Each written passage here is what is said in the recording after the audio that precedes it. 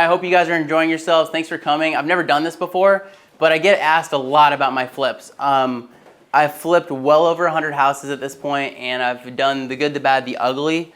I've never had a flip, though, that was not profitable. I said on my Facebook post that I would say how I did this in under a month. We started construction, actually now we're 2 days over. We started construction on July 20th. I closed July 17th. Dumpster came July 18th. I made a joke to a couple guys, to Nick and Joshua here. I was like, should we do the demo in this house? And they're like, hell yeah. And so the three of us came that afternoon. We started ripping stuff out. We got burnt out after like 2 hours, and we sent the demo guys in.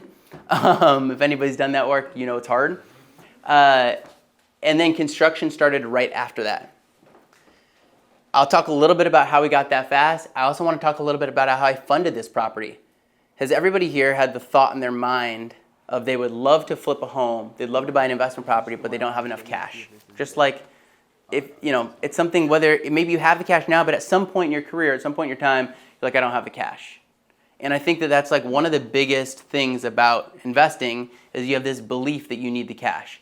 To give you an idea, after purchase of $128,500 in renovation, I'm into this property right now for about $186,000.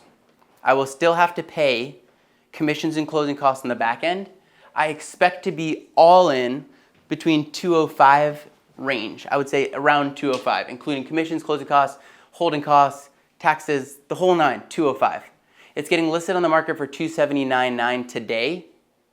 I believe it'll sell for over $300K. I could be wrong. I'd be happy to accept an offer for $279,900, but I do believe it will sell for over $300,000, which means that we'll close in on $100,000 in profit in a 1 month flip. And that's not, unfortunately, with the way our business runs, I don't get to go buy a boat or a new watch or something like that. It goes back into the business, and we're gonna go do another one, right? That being said, my $186,000 I have into this property isn't my money. So you have two options when you go to invest. You could do, my own money, or you could do what's called OPM. Anybody know what OPM means? Other people's money. Other people's money is one option. And so in this case, I borrowed the money, right? I went to a private investor who had cash. You can look for anybody you know who has cash. Maybe somebody has money in their IRA, their 401k, whatever the thing is. And I said to them, I'll give you a 10% interest only loan for, this property. Here's the property. Here's what I think I can sell it for. Here's my reputation. I put a personal guarantee on it. They actually hold the mortgage on the property, like a real, true mortgage, right? They have first position on the home, right? They could foreclose on me if I don't pay my monthly payment, right? It'll cost me about $7,000, $8,000 in total to borrow that money. When I started by saying that we're into it for 186 after closing costs, holding costs, taxes, commissions, the whole nine, 205, we're gonna list it for $279,900 today. It's already in the MLS. We were just waiting for pictures. We got the pictures, and now I just need once we all leave, painter will come back, fix a couple little things, and then we'll throw it on the market. Would everybody agree that $7,000 to $8,000 in borrowing costs is worth the return? So I think that we need to kind of just change our mindset, because I didn't invest for so long because I didn't have a massive chunk of change, right? I didn't have an endowment. I didn't have an inheritance. I didn't have super wealthy aunt or uncle who were just like, here, try flipping homes, right? I had the commissions based off my real estate sales that was supporting my life, but wasn't supporting just spending an extra, hundreds of thousands of dollars in houses. This is, took $186,000 of cash invested into to make this what it is right now that you're walking through. So that's how I got the money. Is that clear? Could anybody do that? By the way, if you didn't have family or friends, or you have that mindset that you don't know anybody with that kind of money, there's hard money lenders as well. I would just say that instead of spending $7,000 to $8,000 on the cost of the money, you're probably gonna spend more like $12,000 to $13,000. So now let's just pretend I was into this property for $215,000 instead of $205,000, because I spent an extra $10,000 on really expensive money. So $215,000. So someone take $279,900, $280,000, Alan, minus $215,000. Alan's our math whiz. Is what? $55,000. That's still a pretty good 65, right? I was hoping it was 65. 65 is still pretty good, right? And in our minds, we're like, wow, I had to pay 17% for my money. Like, let's just say you have no credit, you have no credibility. Like, you're going to pay some stupid amount of money for it. It's like, I had to pay some crazy astronomical percent. But it's like, it's not how I want you to look at it. The reality is if the deal is there, it doesn't really matter what the money costs. Figure out what the construction costs are. Figure out what the holding costs are. If you can actually get the deal, right? Like you find the property for the right price and the right location, the right thing. It doesn't really matter what the money cost is. You just have to factor it in. And a lot of times we throw away deals, and I used to. I'd be like, well, I really want to flip homes, but I don't have the cash. And there's no way I'm paying somebody 15% for the money. Like, that's crazy. That's mafia. That's a scam, right? And then I'm like, wait a second. $65,000 is still a pretty good take. Maybe it is worth it. So again, find the right deal. Number 2 is, how did I flip it in a month? And I would love to tell you there's some incredible system. I would love to tell you that there's some incredible thing and gift that I have. But the reality is, it just took a shit ton of effort. And it took brute strength and hard work, and it took coming here early in the morning and coming at the end of every single day. It took FaceTiming with the contractors in the middle of the day. It took ordering stuff from Amazon every single day. It took going to Home Depot, going to Floor & Decor, going to Lowe's. It took all the little things you would think it would take. And that's why I believe that every single person could do this. What I'm doing right here, there's not one material that wasn't bought on Amazon, Home Depot, Lowe's, or Floor & Decor. I don't have anything proprietary in this home. Now, I think it looks awesome. You may not like the style, you may like the style. I think it looks really cute, right? For under $300,000, I think it really grabs the attention of a young buyer who maybe doesn't have a lot of cash to put down, right? You're going to maybe get a VA buyer here. It's most likely not going to be an FHA buyer because an FHA loan requires that the home has to season, which means that between purchasing it and reselling it, there needs to be 90 days. So it's not going to be an FHA buyer, but it could be a low down payment. It could be a NACA loan. There's all different types of loans that's a lower down payment type of loan. It could be a physician loan. And so I think the buyer who's going to get to buy this home gets to buy a home that's ready to go. The next thing has to be super sexy.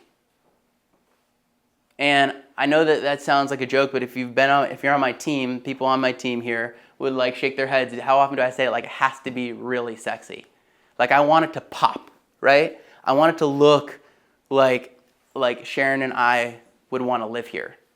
Every house that I do, pretty much, even the rentals we own, I'd be willing to live in the home. And that's kind of where my mindset goes from it. If you're willing to live in the property, probably somebody else is too. Next thing is staging. This staging furniture, this couch actually right here, if you come look close, you would see there's rips in it. That's actually because it flew off the back of our truck on 271. And that was a really fun day. We got pulled over by the police. And that being said, we need a new couch, but this staging furniture is a gamut of stuff from my home, my mom's home when she moved, our office, and Home Goods. Now, why do we stage every house? I believe that staging is kind of the secret sauce. If we walked in, it's really weird. Anybody who's raise your hand if you're a realtor, right? We have a bunch of realtors. You walk into a house, and some buyers just walk in, they go, okay, this is the living room. And then they walk over to here, and if there's no table there, they're like, what's that room? You're like, well, that's the dining room. And they're like, oh, that's strange. And you're like, well, how's that strange? It's off the living room and the kitchen, and there's a chandelier. What am I missing here?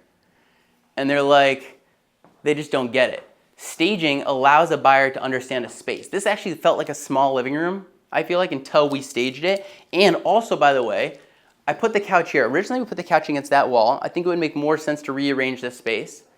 But I sometimes put furniture in a way that doesn't make as much sense, because what it allows a buyer to do is the buyer comes in and it's like, man, this is stupid that the couch is here. The couch should be there. That dining room table should be a circle table instead of a long table. This is that, and they just start talking smack, and I'm like, oh, they're buying this house. The second they start rearranging the furniture in the house, they start seeing the space. It's really hard to see a space without it. The other thing is this home was built in 1961. When this home was built, It was built the way it was built. It was built with plaster. Plaster is never going to be perfect. You can make drywall practically perfect. You can't make plaster practically perfect. Like, it's just not a reality, right? The walls, by the way, when you build walls today, they're able to build them pretty straight. You can't build, like, these old walls, if you put like a level to them, they're just not flat and not straight.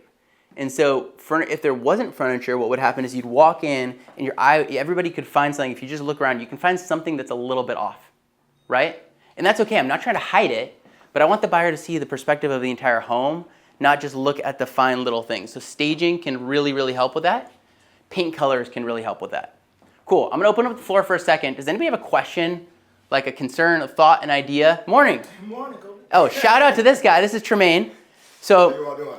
Tremaine actually brought me this deal. Tremaine's an agent in our office, Keller Williams Greater Metropolitan, right? Yes, sir. And he's like, hey, I took your class on, investing, and I have somebody who's looking to sell their home. They need to buy a home. They have family living in the home. They have stuff in the home. They don't want to put it on the market. They want an as-is cash sale. Is that something you're interested in? So I came in, I looped through it. We made them an offer. Tremaine got paid a commission on it, and we bought this home. So that's how the lead came in. So if your question is where did the lead come from this house, it came from a realtor who's standing right here. So thank you. You're welcome. Any questions, thoughts, ideas? Somebody throw out something.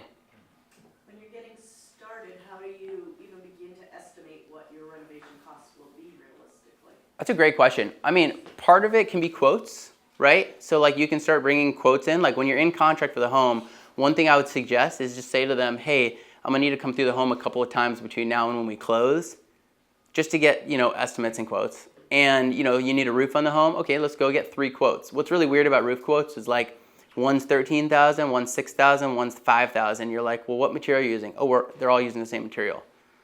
Okay, well, what am I missing here, right? Same thing for HVAC. I've been quoted HVAC. This house, we had a new HVAC system put in for $5,300, including a permit. Actually, if anybody came here early, Safe Built was here closing out the permit. Okay? And I got another quote from somebody else for $7,200. That's a big difference, by the way. Like that extra, call it $2,000, that's profit, right? So everything you start pricing out, you go on Amazon, fill up a cart. Go on Home Depot, fill up your cart. We buy all of our appliances from Best Buy. Fill your cart up and just start like, okay, we know we need this much light fixtures. We know we need these many things.